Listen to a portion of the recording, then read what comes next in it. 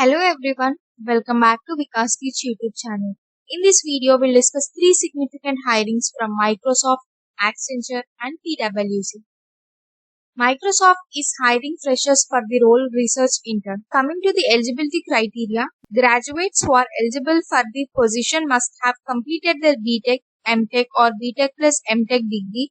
Students from 2022, 23, 24 batches are eligible to apply. The positions are open to graduate in the fields of computer science, ECE and EEE. The second hiring is from PWC for intern or trainee role.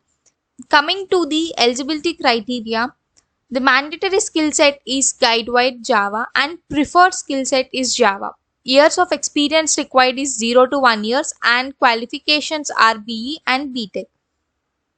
And next is Accenture is hiring for the role Associate Software Engineer and salary offered is 4.5 LPA and experience needed is 0 to 11 months. All branches, streams from BE, BTech, ME, MTech, MCA and MSc from 2022 and 2023 year of pass outs with full-time education only.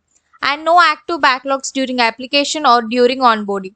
That's all for today's video. If you found this video helpful, please like, share and subscribe to Vikas Teach YouTube channel.